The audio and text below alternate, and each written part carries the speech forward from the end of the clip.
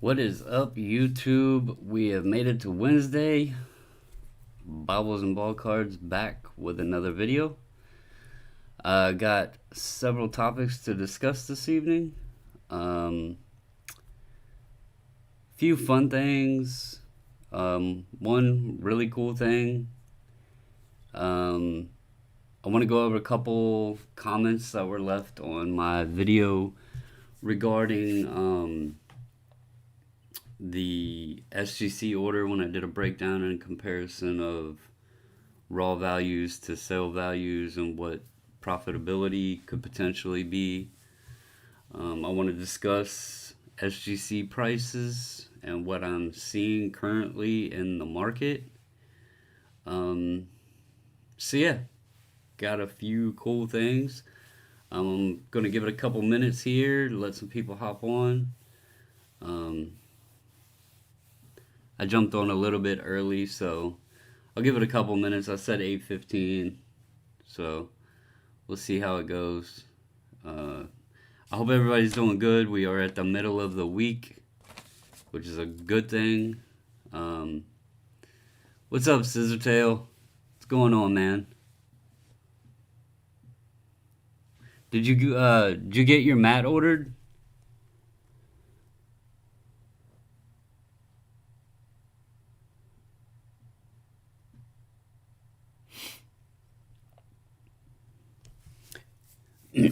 That was actually my fault. I posted the code in the comment section or the description of the video wrong.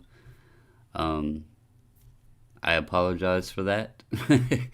I thought I forgot it had card on it, so that was my mistake.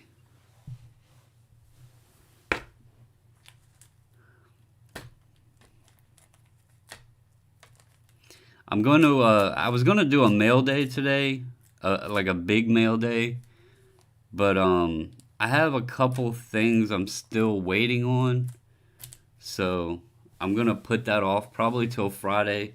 There's one card I'm worried that the seller isn't gonna ship it because he has not messaged me back and hasn't shipped it, so that sucks because I really wanted it. But anyway, awesome. I'm glad you got that to work. That was my mistake. I completely wrote the code in wrong.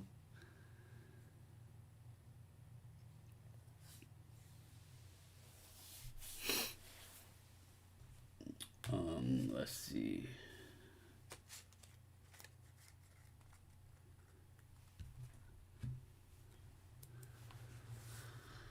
All right. Well, I'm gonna go ahead and just start talking about some things. I'll go ahead and start with the subscriber comment topic that I wanted to talk about. I had a couple people post comments on the video I did comparing my prices or comparing my bulk order and what the raw value would have been versus potential profit on selling them. And one comment was they would have liked to have seen the shipping included. And I commented back publicly on the video to let them know when I did that comparison, I posted the grading fees at $1,000.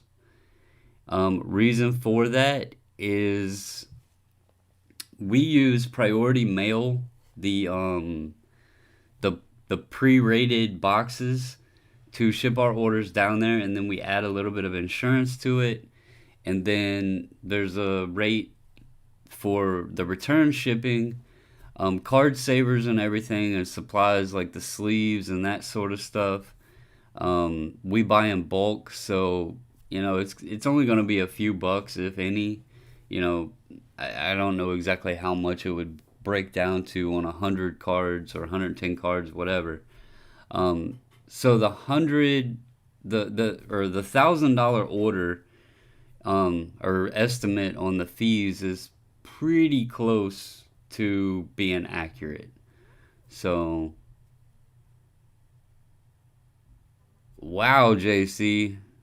Man, the furthest I've ever went west is Indiana from Virginia. And I used to drive that all the time because I'm from here and I lived out in Indiana, so I drive back here a lot. I don't think I could make it from one corner of the country to the other. That's crazy. But I'm glad you're back watching too. That must have been one hell of a trip. Um, the other question that was asked in the comments, somebody posted they would like to see my ROI estimate include the cost of packs or boxes or the traveling around, the expenses of traveling around to find packs and all of that.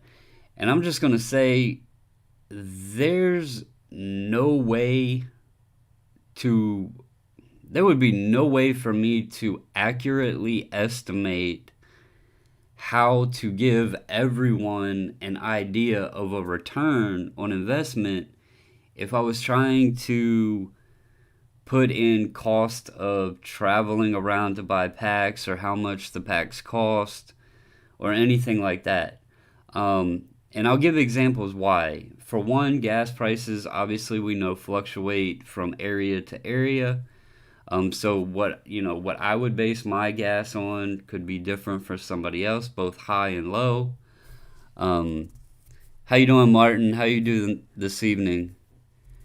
Um, for two, some people will buy their boxes or packs um, third party, whether it be eBay or people buy unopened product on Reddit, especially with basketball. So I can't necessarily figure all of that in and give an accurate estimate for what the true cost is on an item because, for example, I drive a Dodge Charger with a Hemi in it. My gas is going to be a lot more expensive than someone driving a Prius or a Honda Civic. Um, some people have to travel 20 to 30 minutes or more to get to a Walmart or Target. Other people can literally go right across the street if they're in a city or something like that, and there'll be a Walmart and Target and everything right across the street.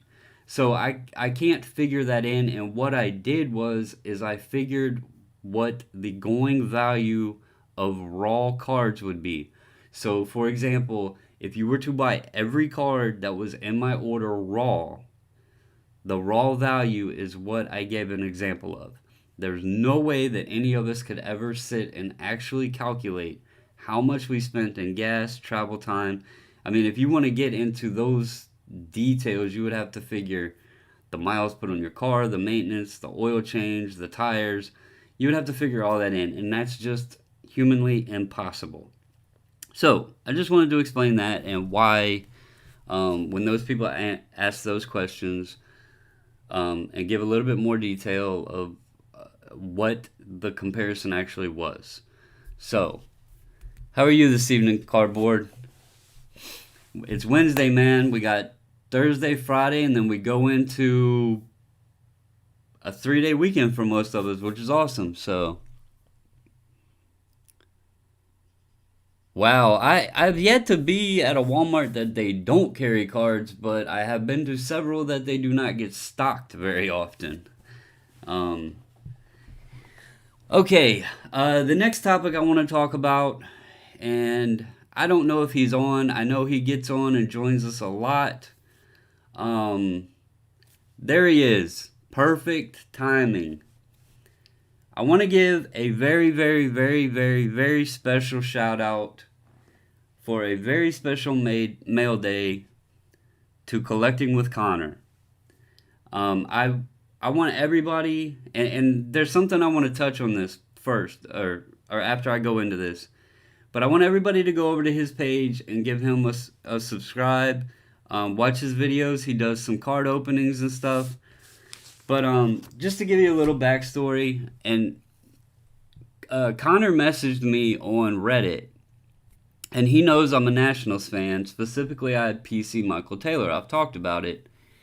And he messaged me on Reddit and said, hey man, I have a Michael Taylor Panini Prism camo, if you would like to trade for it. And here's a picture of the card. Very awesome card. I love the digital camo on it and everything. And I said, sure, let me look and see if I have it.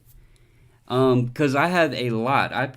We probably have over 300 or more Michael Taylors. So I wasn't quite sure if I had it.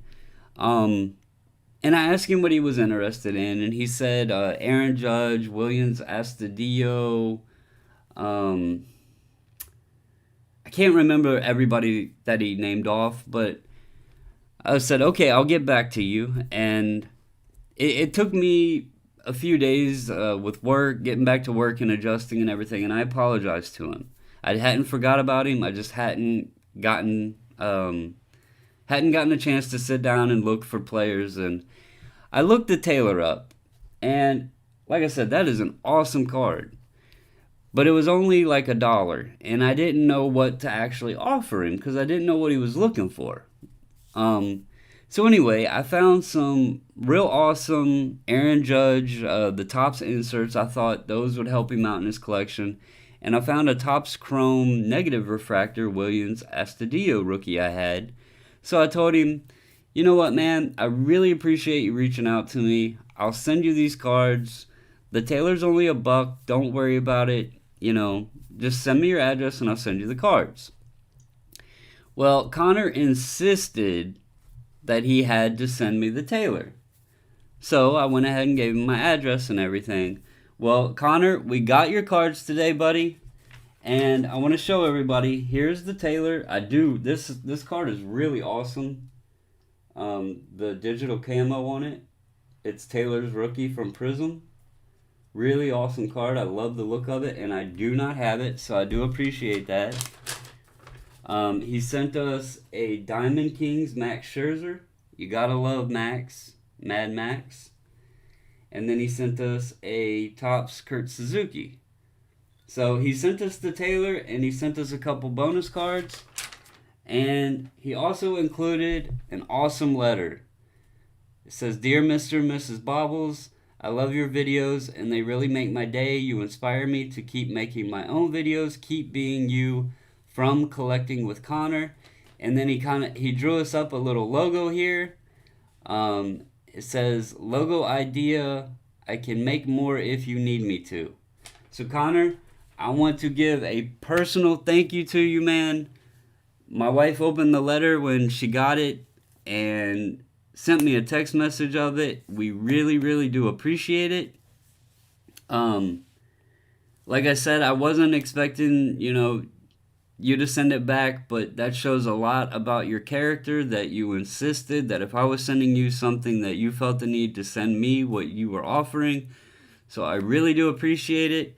Keep up the good job with your videos, man, and most of all, keep enjoying collecting cards, and remember, it's just a hobby, and have fun with it. It's very awesome to see, and I just wanted to give a very special shout out to him. This is our first official mail from a subscriber, so very, very special and very awesome. So thank you, Connor.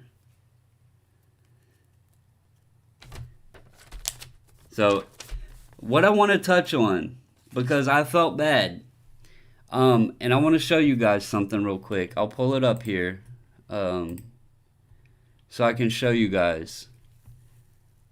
Let me see. Where is it at? Oh, I gotta go here, and then here, and then here. Give me 1 second, guys. I'm gonna pull something up so I can show you guys.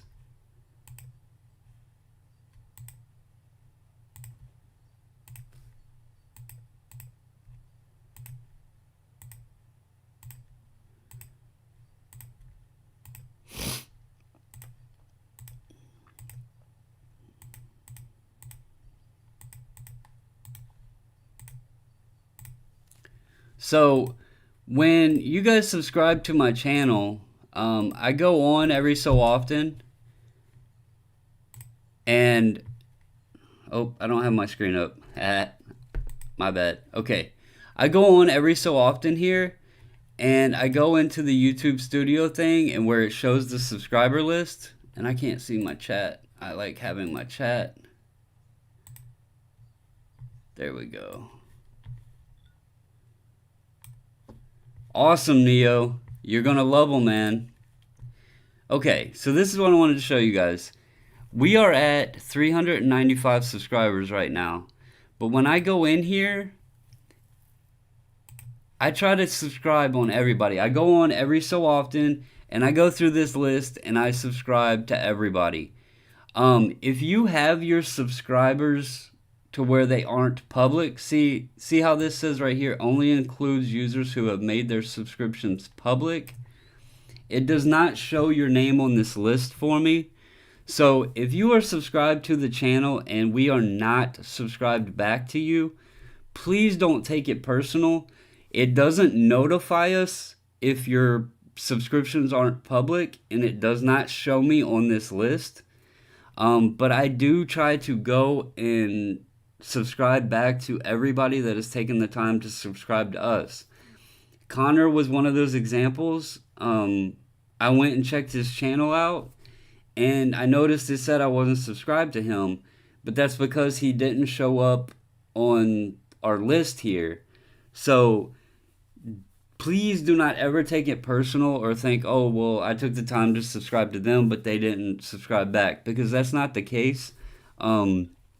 Hit us up, and we will definitely subscribe back to you. I do go on here, every few days and hit that subscribe button for everybody. But I just wanted to let you know, if it doesn't show up, if your subscriber list isn't public, then it doesn't show me, so I can't, I don't know, really, I don't even know that you're subscribed, unless you tell us. So I just wanted everybody to know that, and don't ever think that, we don't appreciate you guys or anything, because that's totally not the case. And obviously YouTube Studio is not working, because I know there's more than one person on. But anyway, okay, the next topic I want to go into real quick is SGC prices that I'm currently seeing in the market. I talked about this. I talked about it, I don't know, a week or so ago, and I had mentioned specifically Investacard. And I want to clarify, I'm not pinpointing Investacard for this issue, especially anymore. There are a lot of people doing SGC submissions now that are just doing everything at auction.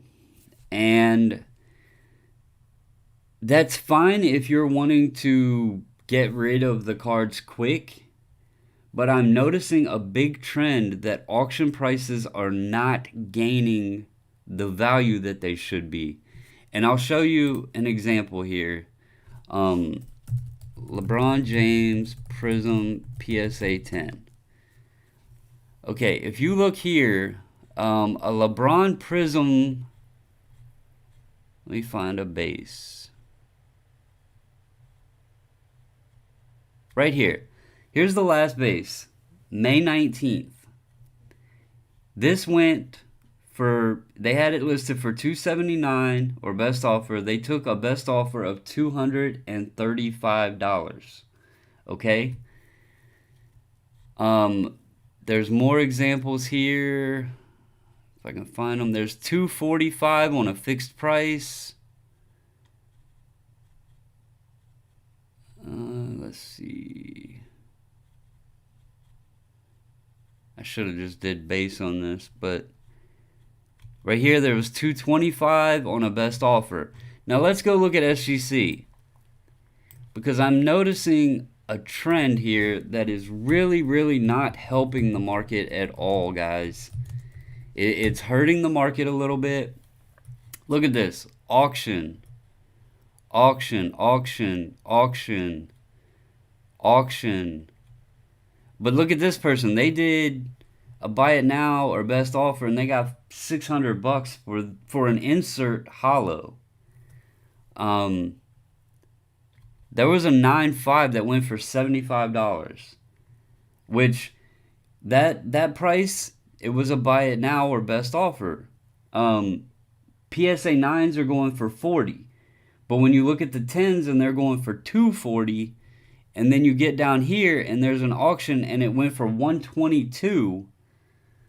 That's showing that auctions, especially on SGC cards, are not bringing the value. And here's a big reason why I believe. SGC is still growing in the market, and you're not going to have as many users. Like with this title right here, it's only going to show up really for Prism LeBron James or SGC 10. Anybody that's looking for a graded copy, especially if they're looking at PSA and maybe they would consider an SGC, they're not going to see this. So you're not going to get into the bidding wars. You're not going to have the number of people interested in bidding on it. And you cannot tell me that an SGC 10 is worth half the price of a PSA 10. One reason I can tell you there's no way in hell that a SGC is worth half the price is whoever bought this could literally crack it, submit it to PSA, and double their money. So unless this is just people that are just trying to get rid of stuff and dump it, auctions are killing the value of the cards right now. Buy it nows, you can get pretty good comparable prices, but auctions are really, really struggling. So I wanted to just bring that up. And I know I mentioned about InvestaCard before, but this is just, this is everybody. This isn't just them, so I'm not pinpointing them. It's just auctions are struggling. Like this hollow, 480 on auction. Let's go over here and look at LeBron James Optic Hollow PSA 10. Look, a PSA brought 819. So, that is a huge, huge difference. And I'm not attributing it to the fact it's in an SGC slab. I'm attributing it to auctions for SGC cards just are not, they're not the right way to go. I know me, myself, I am selling only at Buy It Now. And if people message me, I'll work with them on taking an offer. And I can get pretty close to PSA pricing on most of my stuff.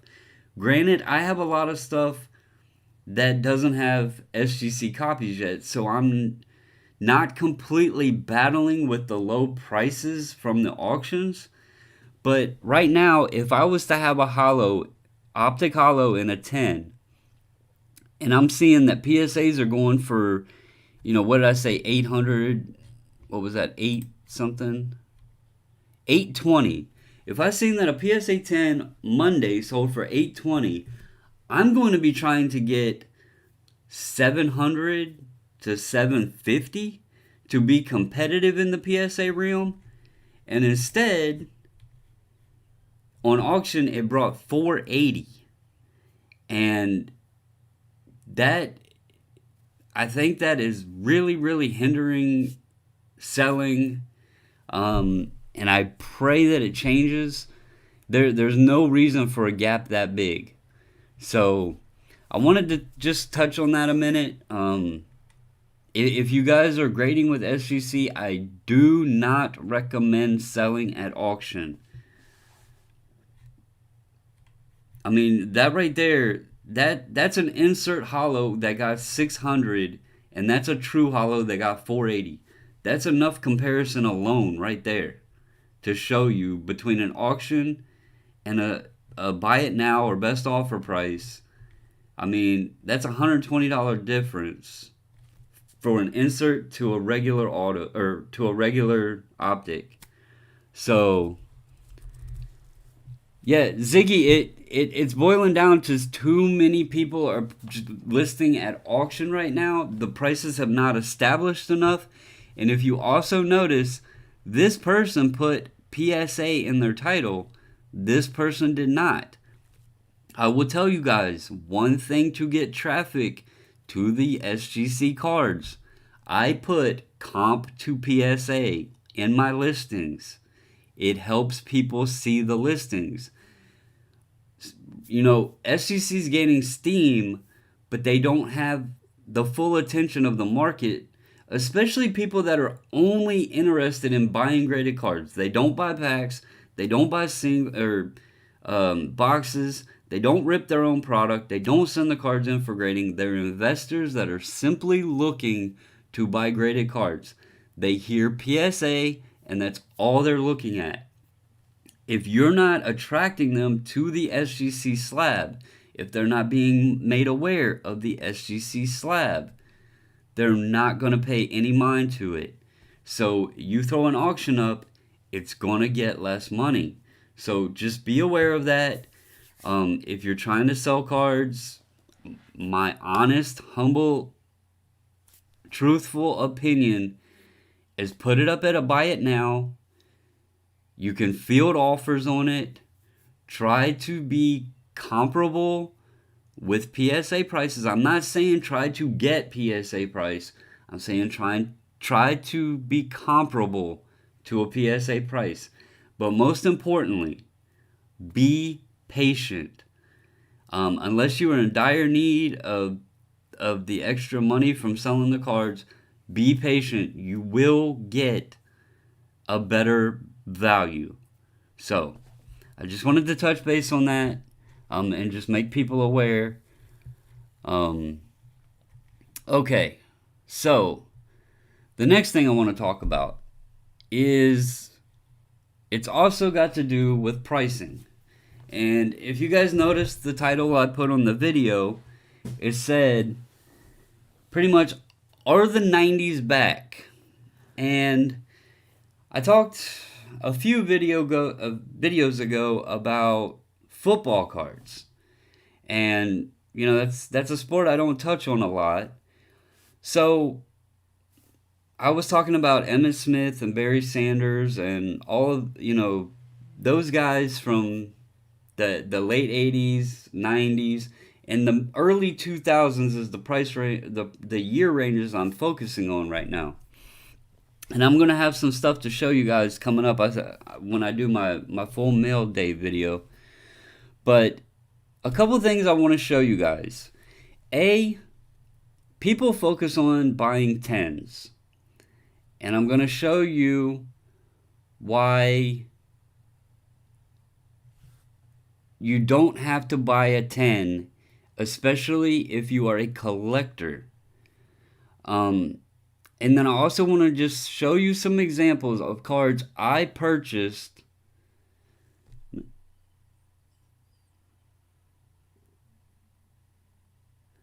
Everybody, Austin Edwards, that's my son. I guess my wife's phone's not letting her get on YouTube. So that's why she's not on chatting with you guys tonight. YouTube must be having issues because it's still telling me. Yes, he's saying that there was only one person on, and I know there's more than one of you. So YouTube must be having an issue. But anyway, guys, I'm going to show you some purchases that I made not expecting profit, not expecting them to blow up, not expecting, quite honestly, anything from them. And I'm also going to discuss I made mistakes because there was some cards of these players that that was a good one, Connor. Bobbles Jr. I like that. But I made some mistakes, guys, because there was more of these players' cards. One of them was my favorite player growing up, and I wanted to buy more of his rookies. And I was like, you know what? I'm going to wait a little bit. These cards aren't going to go up. I'll get them in, a week or whatever, and I never got around back to it, and now they have exploded. So I'm gonna go over here and bring up this slideshow. Oh, actually, hang on. Before I do that, let me bring that one up so I can show you guys. I thought I had already done that. Okay, so I'm gonna bring this one up first, and I'll just show you that on here. And I put right there 130 because I actually made this thing last night. But oh, and I didn't grab that one. 1 second.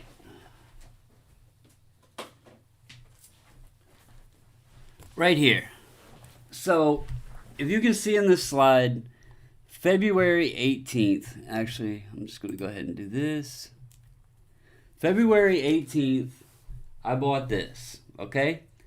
It was kind of a running joke because the first time my wife seen a Ricky Henderson auto pulled out of a break, she recognized the name, but she didn't, know who he was, and we're big baseball fans, so she said, "Who is that?"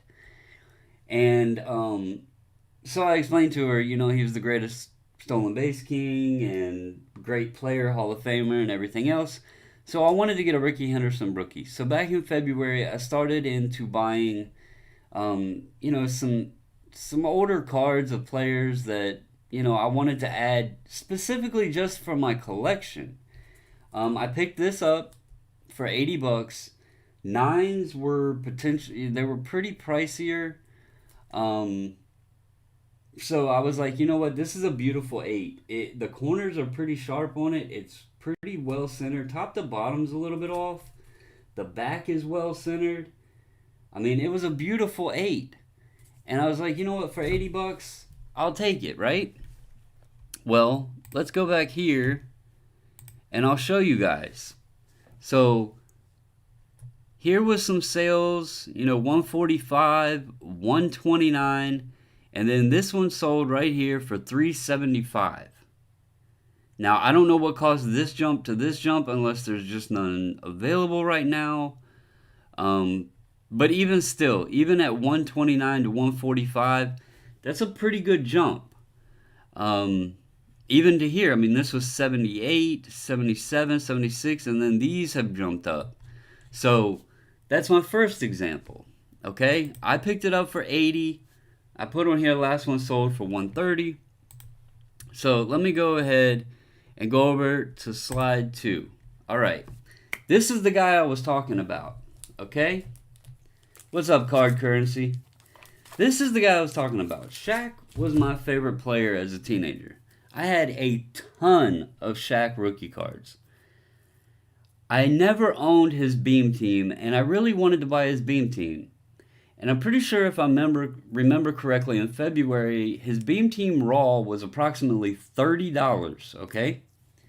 So I picked this up.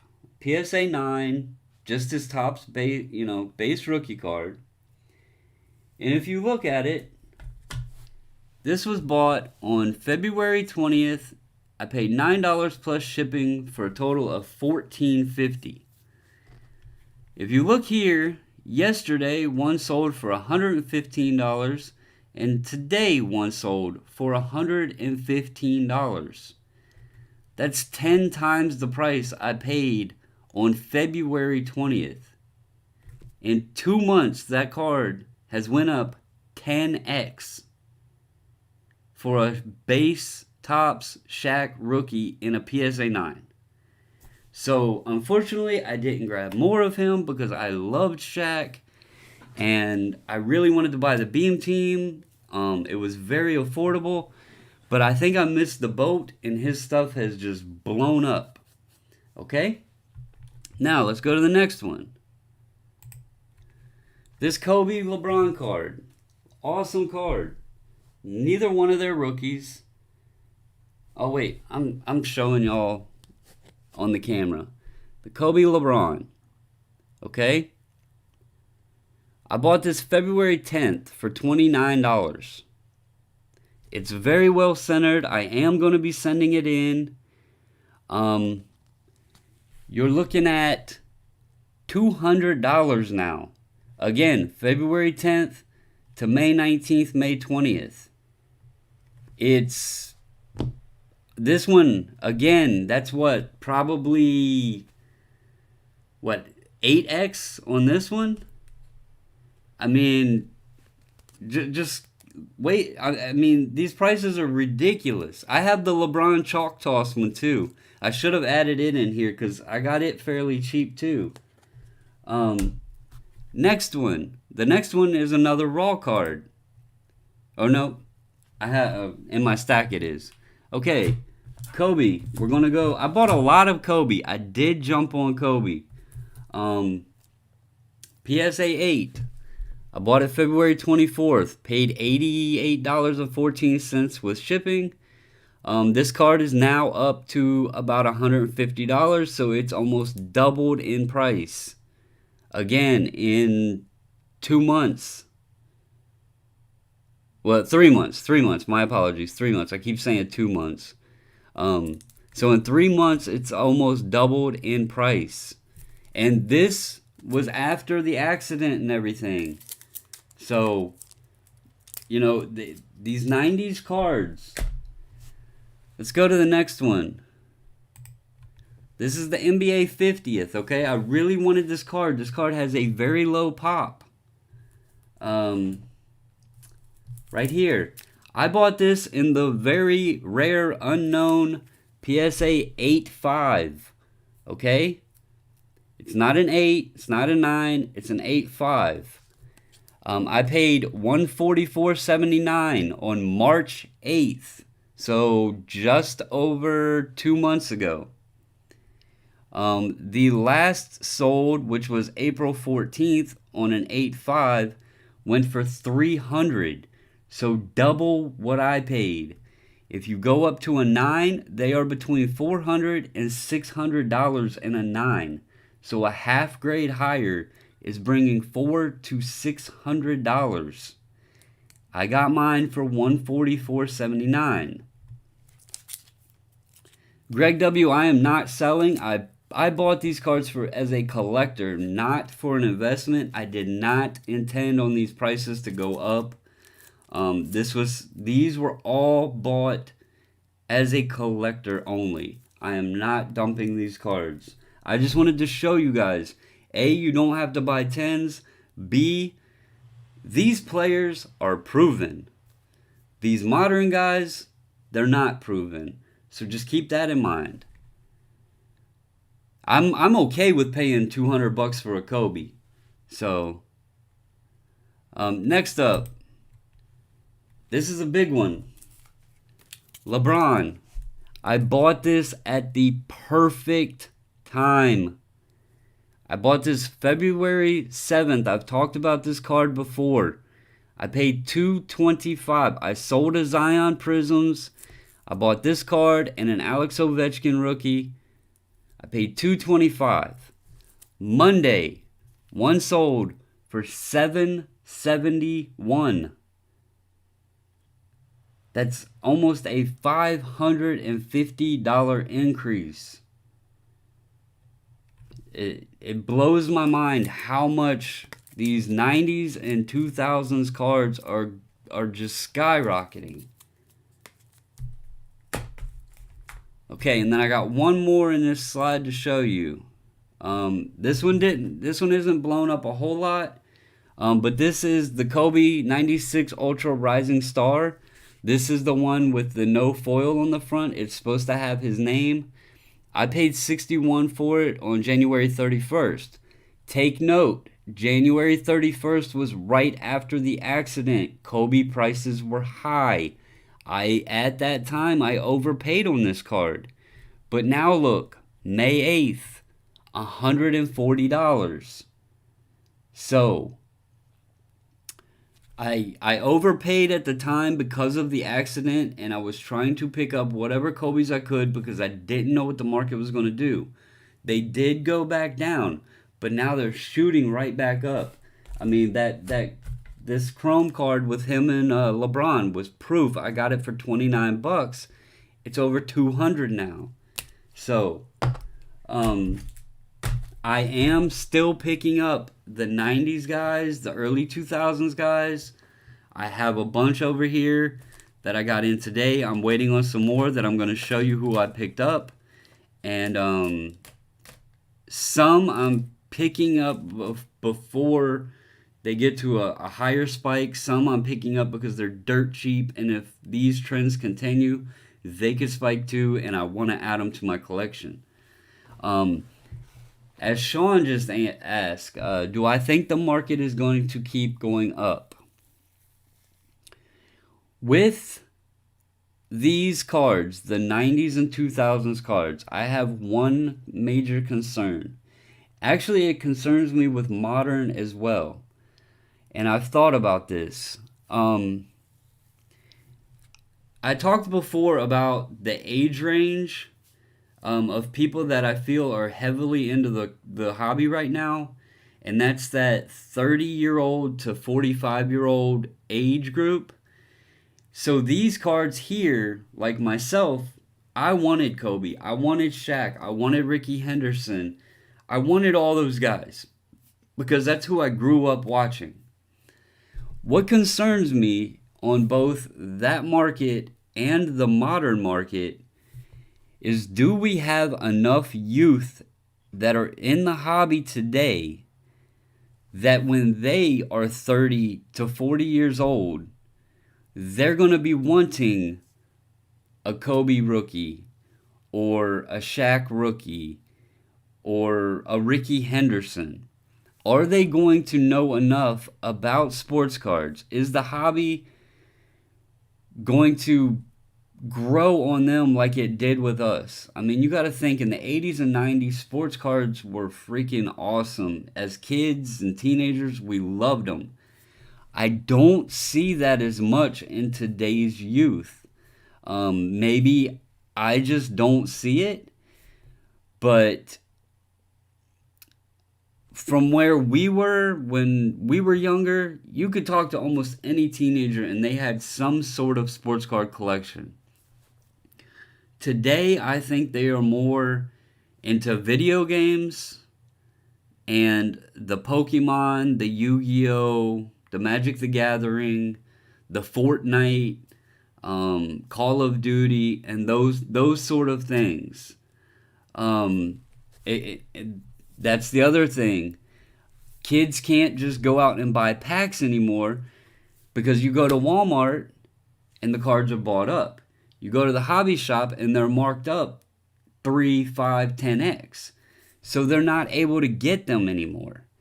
So that also makes them lose interest.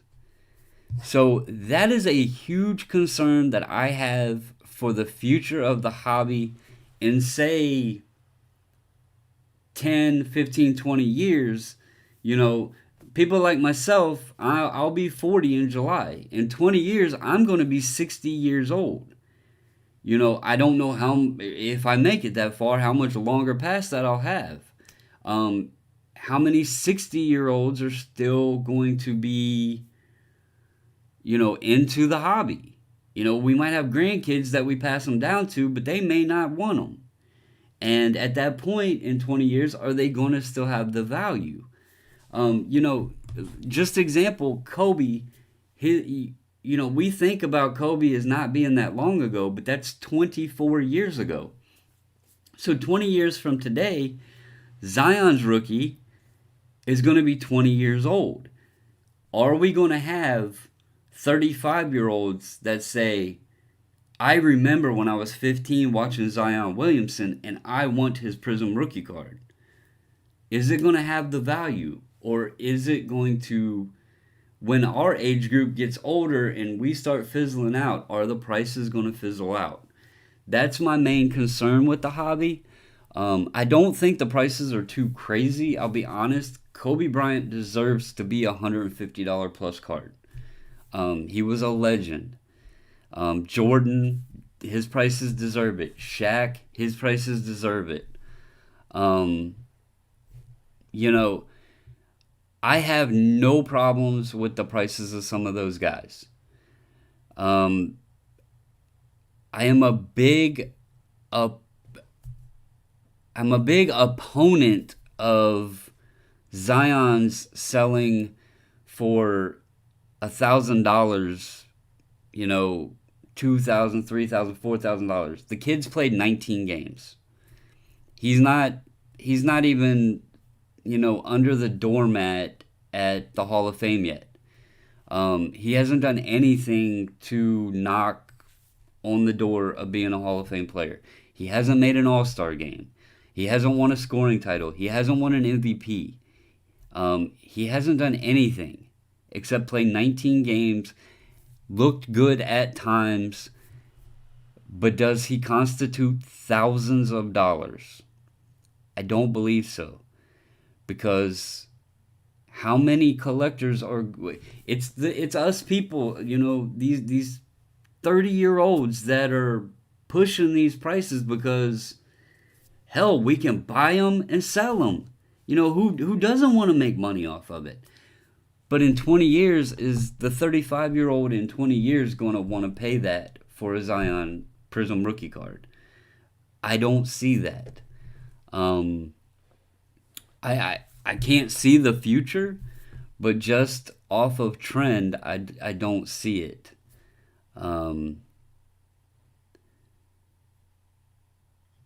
are card stores open? A lot of them are doing curbside pickup.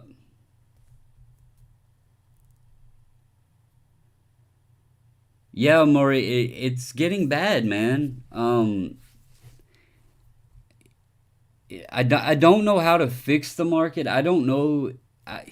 I'll be honest with you. I've seen people buying the Panini stickers from Walmart. They'll buy the whole damn pack, which costs like $75, because the Jordan rookie sticker went up. So they think that the Panini Zion and Jaw stickers are going to become huge in the future. So kids can't even go to the store and buy a sticker book to put stickers in a book.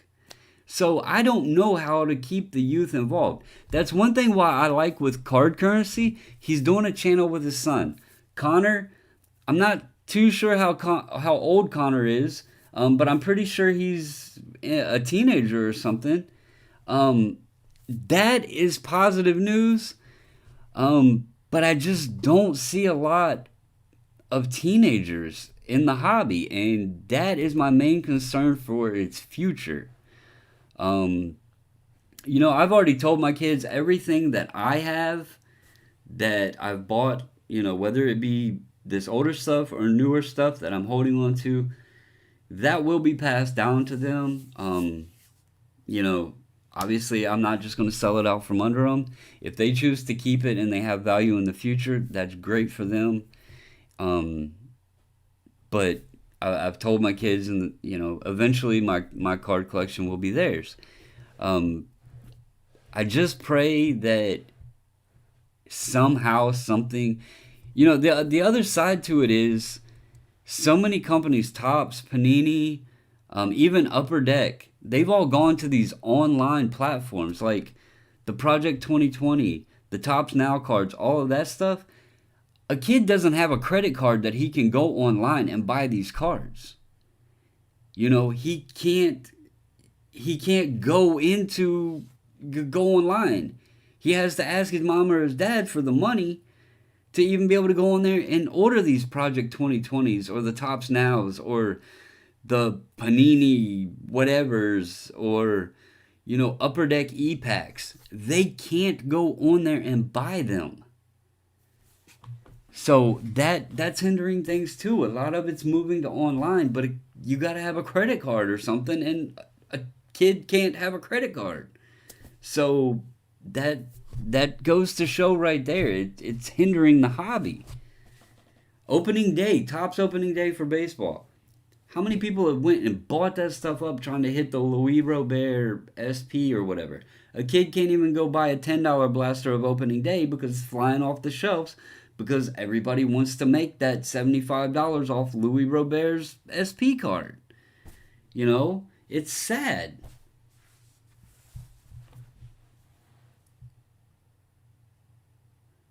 Yeah, see, and Connor's saying a perfect example.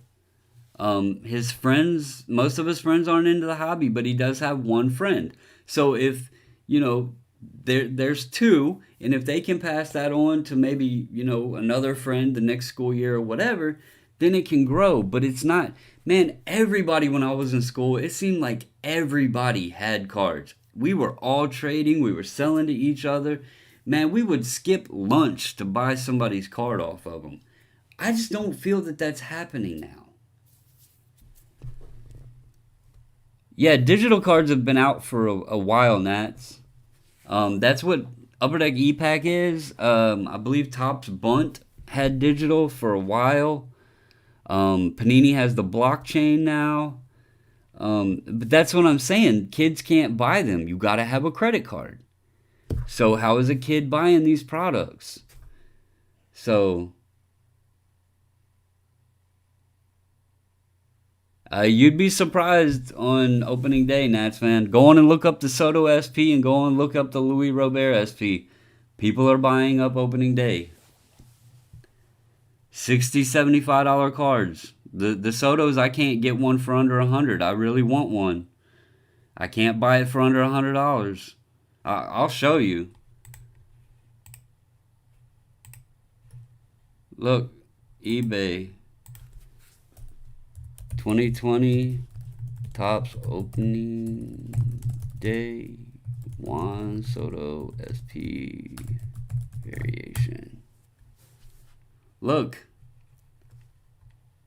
People are buying opening day. Look at those prices. Look at Louis Robert.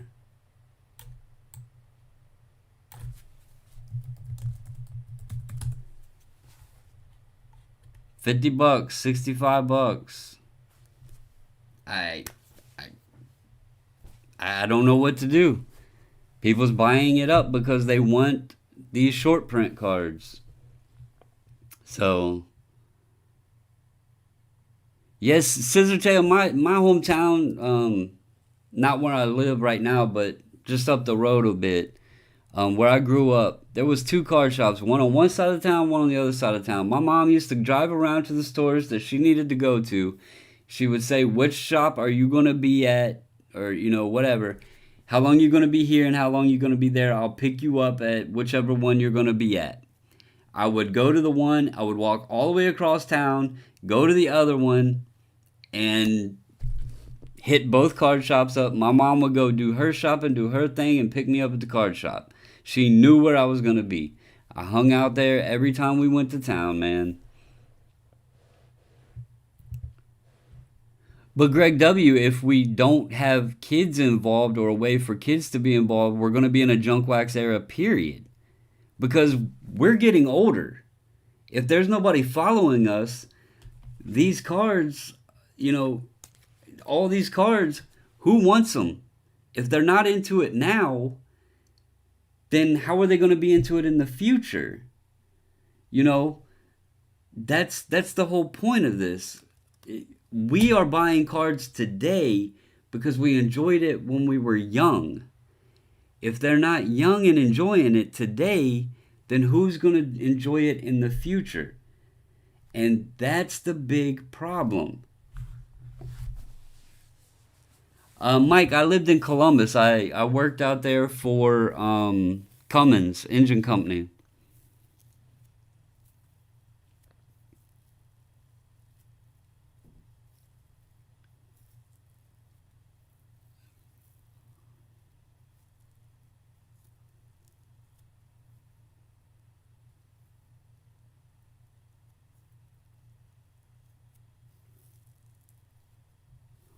Right. That's what I was saying, Greg. The market's driven by that 30 to 45-year-old generation, maybe even 25 to 45-year-old generation. And that's why I said it's a concern, because if we don't have the youth following behind, then where's the market go? Does it just sit there? I mean, so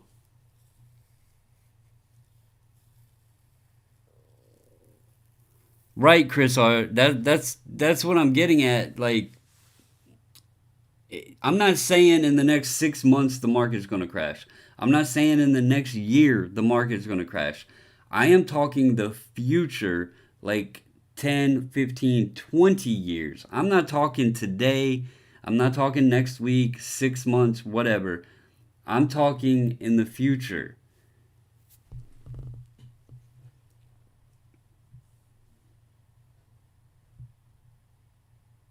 And just if you guys have kids and they have any interest at all, like Card Currency does a YouTube channel with his son. I think that is awesome. I hear his son on his videos sometimes talking about players that he has. That's all you got to do is get a kid to enjoy one player, and then introduce them to cards of that player, and then have them start collecting that. That's all it takes.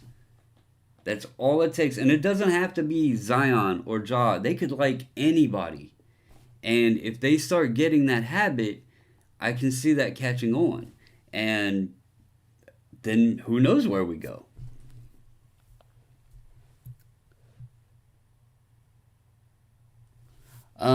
Let's see here.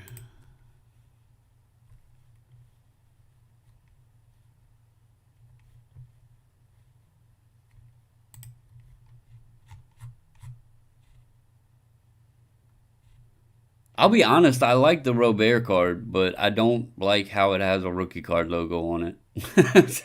I don't like it. Yeah, should we graded cards, they could potentially still hold their value.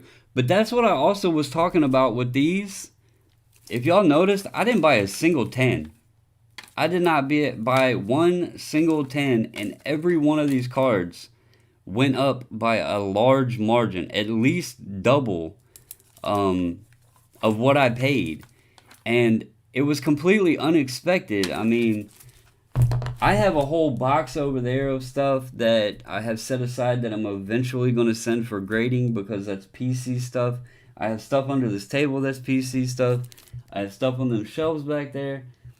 I buy things as a collector. I don't only buy and look at price, for values.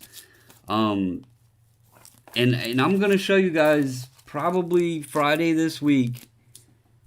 If everything comes in tomorrow, I'll do the mail day tomorrow, but it'll most likely be Friday. I have a stack over here. I'll just show y'all. This is what's came in so far, and I have probably this many more coming that I'll share with you guys of stuff that I'm picking up. Just because not buying Shaq really, really hurt my feelings because I wanted more of his rookies because I miss him from being a teenager. And now they've went up so much. I mean, like I said, I got his tops for $9 and now it's 150. So anyway, I have to learn to just trust my instinct, and if I want to start buying somebody, I need to just pull the trigger and buy them, because this has happened to me way too many times now. I'm like, oh, I'll wait, and the next thing I know, it blows up, and then I'm priced out of it. So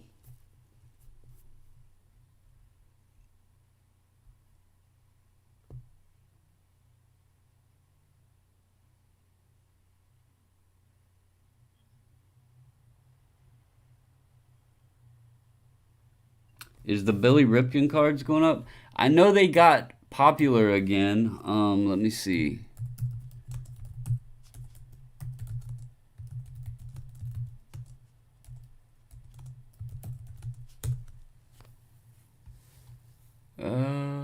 Reprint. Well, I wouldn't buy one raw because now you can see there's reprints out there. That again, guys, that's another reason why a lot of these cards I buy in an 8 or a 9. Like the Kobe, like these. The main reason I even bought these graded was because they're known to have reprints. Same with the LeBron. I would rather buy an 8 or a 9 and know that it's real than buy a reprint. So I'll pay for that 8 or 9 in the slab just to know it's authentic because it's for my collection. Um, so like on this one, I would probably have to buy a graded version just because there are reprints. Here you can buy an 8 for, let's see, is this the actual one? No, that's the one scribbled out, it looks like. Yeah. You'd have to search around to see. Yeah, see, there's one. There's the actual one, in a 9.5. It's almost a true gem for 180. So that's probably not too bad. I just wouldn't. I would not. I'd rather have a different case. I don't mind BGS cases, but when I'm storing them and everything, they do get a little bulky.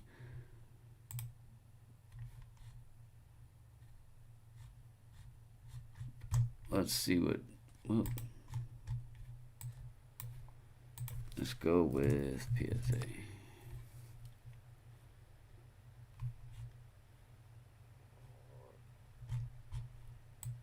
Okay, SGC. Yeah, and see, here's another problem. And I talk a lot about SGC, but a lot of these cards, I couldn't find an SGC copy. So I had to go to the next best thing. So like this, I can't find an SGC copy. Well, actually there's a pristine for 5,000.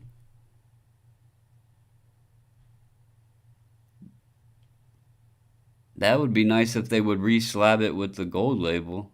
That would be real pretty. I actually do like the 100-point system they had.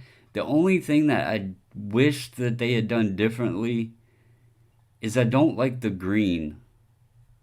I prefer the black border of the label just to go, smooth with the case. The gold is nice because it stands out, but I don't like the green. Oh, there was something else I wanted to touch on, guys, before I forget. Let me pull my chat back up.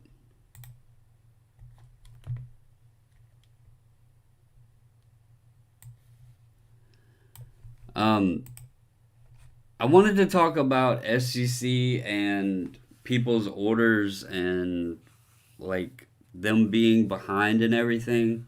I'm getting a lot of people that's either posting comments with updates of, how long it's taken, or messaging me saying, hey, I still haven't got my order back. I don't try to be, I don't try to sound rude if it comes across that way. But we all have to be patient. Right now, they have admitted they are behind. They are adjusting to try to get back into that fast service that they know that people are used to. I'm no different, okay? My orders are not getting done any differently than anybody else's. So don't think, oh, well, you're getting your stuff back. The order that I just got back, I believe I told you guys, my first order ever, that was very impressive. It took 3 weeks total for me to ship it there and get it back. That was impressive. My second order, I cannot remember exactly. If I can find my sheet here, I can give you guys a better idea. That order, I mailed out April 8th, and I got it back May 15th. So that order took about 5 weeks total. My order that is there now, I got it, or they got it, sorry, not I got it. They got it May 1st, and it hasn't been graded yet. So that's taken almost as long, already that hasn't even been graded or anything as my first order did from the day I sent it to the day I got it back. So they are slower, and I'm not any different than anybody else. Um, I just I appreciate y'all giving me updates, but I don't know what to say. I know I've been accused of working for them. I know people probably still assume that. But I don't know anything because I don't work for them. That's why I always refer you guys to Andy or Tyler, or I used to refer you to Peter, but he's busy. So I know he's not getting back to people rapidly. The only thing I can say, guys, is just be patient. They are getting orders out. Um, they have admitted that they're running behind, but I do feel that once they get the new location, all that settled, the process is settled, everything else, I do think that it will pick back up and we'll start seeing the faster times again. Um, so, what's up, Wolf? How you doing, man?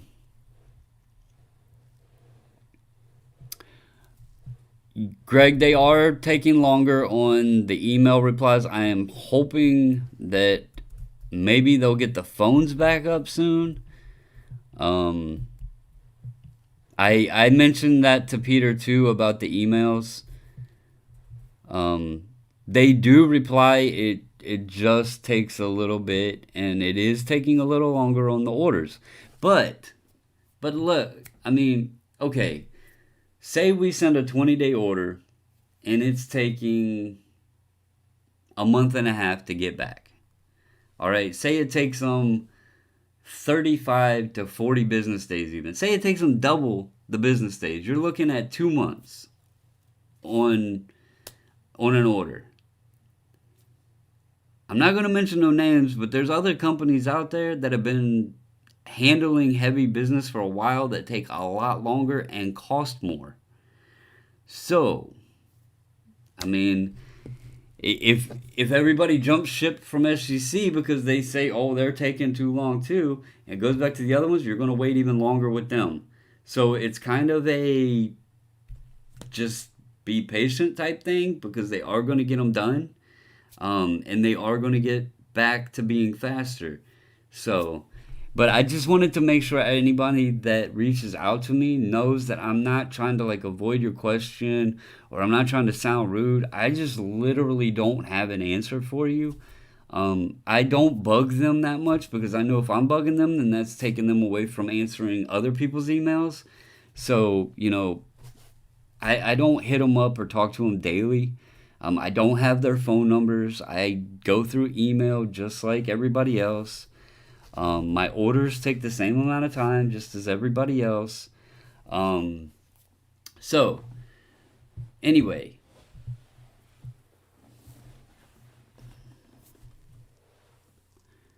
they're doing a pretty good job counterproof. But the COVID thing, I think, put a big, big, big wrench. It helped their business, but it also they had to find a new facility because they couldn't hire on more staff until he got the lease done with the new facility. So that kind of hindered, but it also helped bring business their way. Chris R., the new website, the Pop Report, is supposed to go live on June 1st, from what I have heard. I actually brought up the question because I thought since I do bulk, maybe it would help out if they could just skip my scans because I don't use the scans. I post my own pictures. Um, so I posed the question of could you just skip my scanning process and then that would help you guys out as well as, maybe help me out. And they actually said they cannot skip the scan process because they're using it for the registry and for the pop report. So they are working on the pop report and registry, and the pop should be up on June 1st. See you later, Nats, man.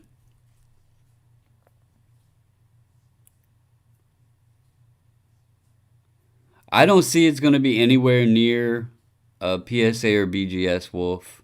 I don't see it being anywhere near there.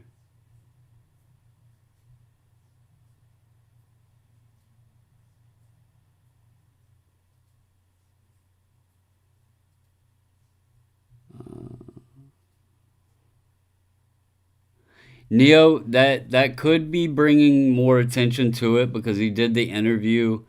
Um, you could be right on that, but I will say I spoke to him a few days after that interview, and that was when he told me that he was, I think he was like 4 days away from signing the lease on the new building. And then at that point, he was supposed to be hiring more staff to get everything moving along better. Like I told you guys before in another video, the grading process isn't the difficult process. Processing the orders, slabbing the cards, scanning the cards, packaging the cards, getting the labels printed, make sure everything, the quality part of it, that's where the bottleneck comes in. Um, the graders basically they just have to look at the cards and assign them a number.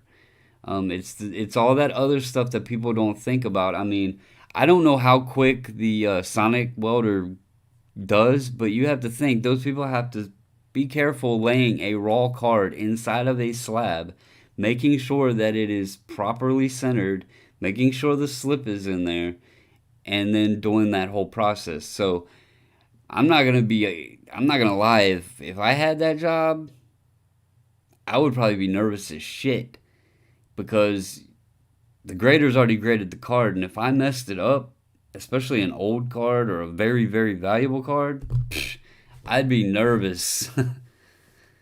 um,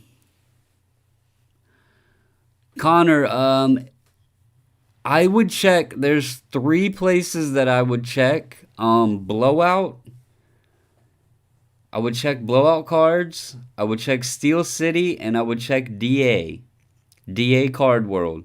They all they're pretty competitive when it comes to pricing. Um, but they all have pretty much anything you're looking for. Some's obviously going to be more expensive than others. But I would check those three sites and compare, and then also just check eBay. Um, I've never bought boxes from eBay other than like a blaster or something of. Oh, it was a tin of hockey that had Alex Ovechkin on it. But yeah, yeah, like JC said, Dave and Adams, Blowout, or Steel City, they're all three pretty good, and they're all very well known and reputable.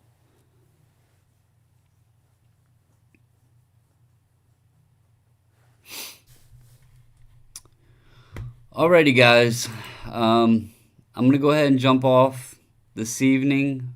Um, I just wanted to first off, thank Connor for sending the message. Everybody, please go and subscribe to his channel. That was so awesome. Those of you that weren't on earlier, collecting with Connor, he sent me and my wife a really awesome Michael Taylor. It's a camo prism, and then he wrote us a little letter here. So Connor, once again, thank you. Um, I also mentioned earlier if you guys if we're not subscribed to you, please don't take it personal. I tried to subscribe back to everybody, but if your subscribers are put as private or whatever, it doesn't show me that you're subscribed to me, and I don't have a list of like everybody that's subscribed, so I can't go back and give you guys a follow back. So Patrick, I had several topics. Some were values of 90s and early 2000s cards. I talked about Connor's letter. Really appreciate that. I talked about was replying to a couple people's comments that they had left, and then we got into a topic about the future of the hobby. And just a small point of view. I could be completely wrong, guys. It's just something that I've worried about. So don't take what I said as a fear and rush out. Oh, and Bobble said in 20 years the hobby's not going to exist. It's just a fear because I don't see a lot of teenagers in the hobby. Um, so anyway, guys, I'm gonna go ahead and jump off here, so I can get everything done that I gotta do at night before I gotta get them go to work in the morning. But I hope everybody has a good night. We got a couple days left, and then a lot of us will get an extended weekend, but that's a good thing. So anyway, guys, remember, stay safe, stay healthy, and until the next video, I'm out.